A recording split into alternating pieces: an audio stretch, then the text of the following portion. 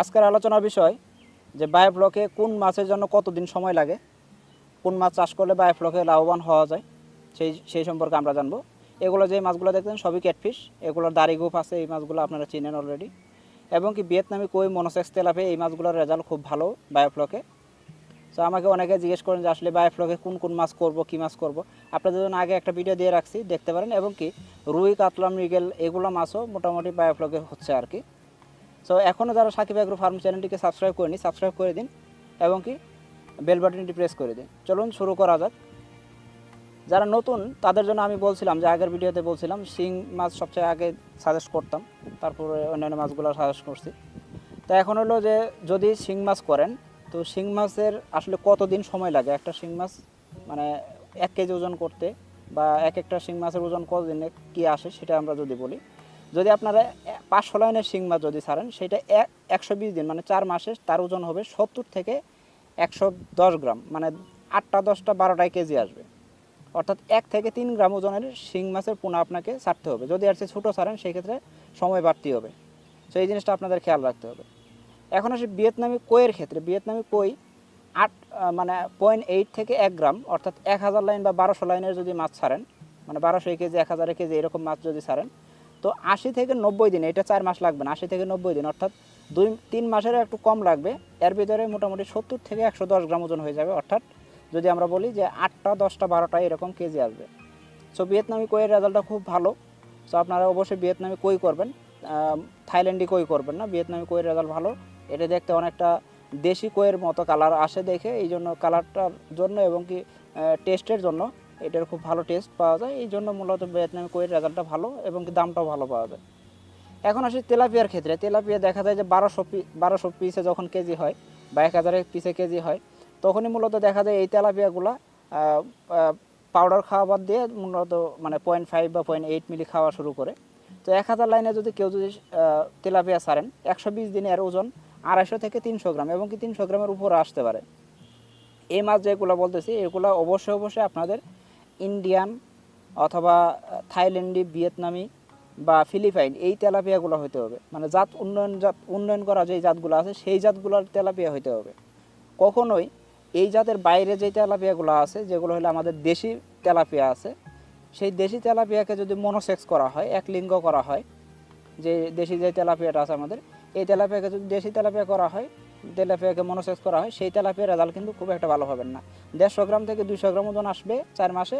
আবার দেখা যাবে এই মাছগুলোর ওজন আসার পরে কী হবে, দেখা যাবে যে এই মাছগুলোর মানে যদি আরেকটু বয়স হয়, মানে 5 মাস 6 মাস যদি রাখেন আপনারা, দেখা যাবে যে ট্যাঙ্কে ডিম দেওয়া শুরু করবে, অর্থাৎ বাচ্চা দেওয়া শুরু করবে। আপনার ট্যাঙ্ক ভরে যাবে একদম, মানে কালো বাচ্চায়, মানে এত বাচ্চা দিতে পারে এরা যে তেলাপিয়া।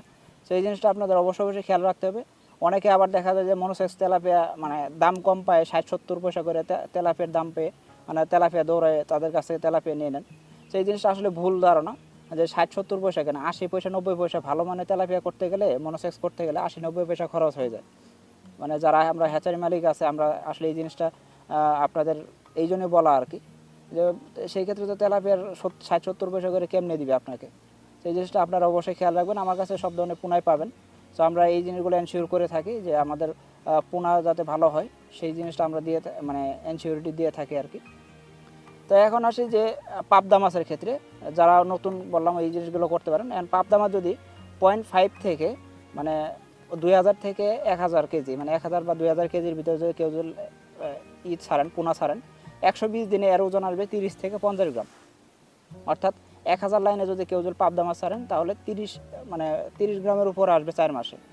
এটা মোটামুটি বলা যায়। যদি কেউ যদি 1500 বা 2000 লাইনে ছাড়েন তাহলে 30 গ্রাম মানে 25-30 গ্রাম, 28 গ্রাম, 32 গ্রাম এরকম আসবে। তো পাবদা মাছের ক্ষেত্রে বেশ কিছু সমস্যা আছে। এই সমস্যার ভিতরে হলো দেখা যায় যে এদের পেট ফোলা রোগ হয়, ক্ষত রোগ হয়। এই যে দেখেন ক্ষত রোগ হয়েছে। আবার যদি সাইজে যদি ছোটো বড়ো হয়, যে পোনা যখন নিছেন যখন ছোটো বড়ো যদি সাইজ হয়, সেক্ষেত্রে একটা মাছ আর একটা মাছকে খেয়ে ফেলে। তো গুলশা মাছের কথা যদি আসে, গুলশা মাছ একই টাইপের বলা যায়, মানে পাবদা এবং গুলশার কাছাকাছি, গ্রোথও কাছাকাছি প্রায়।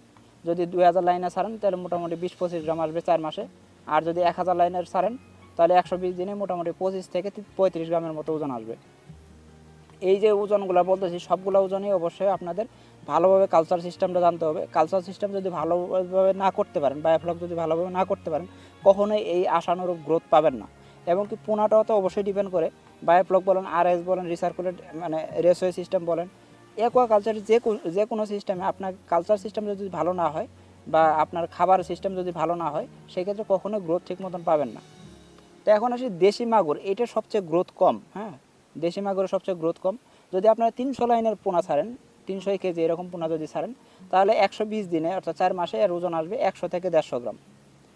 মানে 5 থেকে 10 গ্রাম ওজনে যদি আপনারা মাগুর ছাড়েন, কেউ 15 গ্রামের ওজনে ছাড়েন, অর্থাৎ মানে 70, 80, 120, 150 লাইনের যদি ছাড়ে, তো ছাড়া হয়, সেই ক্ষেত্রে দেখা যায় 3 মাসেই মোটামুটি এই মাছগুলো দেখা যায় যে 100 গ্রামের কাছাকাছি এসে যায়।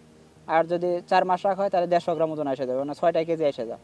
তো এই জিনিসগুলো আপনাদের অবশ্যই খেয়াল রাখতে হবে। মাগুরের গ্রোথ কিন্তু শিং মাছের গ্রোথের সমান না, শিং মাছের গ্রোথ বেশ ভালো, মাগুরের গ্রোথ তার চাইতে কম। এখন আসি যারা অনেকে পাঙ্গাস করতেছেন, নতুন করে পাঙ্গাস করতেছেন, ইন্ডিয়াতে তো এই পাঙ্গাসটা অনেক ভালো চলে, মোটামুটি 400-500 গ্রাম ওজন হলে ইন্ডিয়াতে খুব ভালো দাম পাওয়া যায়। কিন্তু বাংলাদেশের ক্ষেত্রে কিন্তু তা না। বাংলাদেশের ক্ষেত্রে 90-900 গ্রাম এবং কি 1000-1200 গ্রাম যদি ওজন না আসে, 1.5 কেজি ওজন না আসে, সেই ক্ষেত্রে কিন্তু পাঙ্গাসের দাম পাবেন না। এটা পাঙ্গাস কিন্তু করলে বছরে একবার করতে পারবেন, পাঙ্গাস কিন্তু বছরে বারবার করতে পারেন। অবশ্যই বড় পোনা যদি ছাড়েন, সেক্ষেত্রে আলাদা ব্যাপার। এখন আসে দীর্ঘমেয়াদী যেই সময়গুলো, যেই মাছগুলো সময় লাগে, রুই, কাতলা, মৃগেল, এই মাছগুলো বাজারে দাম ভালো, ঠিক আছে, সমস্যা নেই, দাম ভালো। তো দেখা যায় যে চাহিদাও ভালো, কিন্তু এই মাছগুলো সময় লাগে বেশি, যে আপনারা বছরে একবার হারভেস্ট করতে পারবেন। যে রুই, কাতলা, মৃগেল এগুলো দেখা যায় যে মানে 200 গ্রাম 300 গ্রাম ওজন হলে তো কেউ তো কিনবে না নর্মালি। এই মাছগুলো যদি বড় আকৃতির 2 কেজি 1.5 কেজি করতে চান, সেই ক্ষেত্রে অবশ্যই সময় দিতে হবে, বছরখানি সময় দিতে হবে। তো এখন মাছের সময়কাল বললাম যে কীরকম, আসলে কোন মাছগুলো কীরকম কতদিন লাগে, সেই জিনিসগুলো আপনাদের আজকে জানাইলাম। তো আপনারা এই জিনিসগুলো, আমি জানি যে দ্বিমত শুরু হবে, অনেকে অনেক ধরনের কথাবার্তাই বলবেন, এটা আসলে বাস্তবতা, যেটা বাস্তবতা সেই বাস্তবতাটা আমি বলছি। সো এখন হলো যে এই যে দেখতেছেন মাছগুলা, যে অনেক সময় এই মাছগুলোর ওজন ঠিক মতন পাওয়া যায় না, কারণ হলে দেখেন মাছ ছোটো থাকতেই ইনজেকশন করা হয়, এদেরকে ডিম নেওয়া হয়। পাবদা মাছের ক্ষেত্রে, মনোসেক্স তেলাপিয়ার ক্ষেত্রে দেখা যায় যে দেশি মনোসেক্স করা হয়। এই যে এইটা হলো ভিয়েতনামি মনোসেক্স তেলাপিয়া। সো এই তেলাপিয়াটা দেখতে পাচ্ছেন ওজন মানে মোটামুটি 1 কেজির উপরে হবে।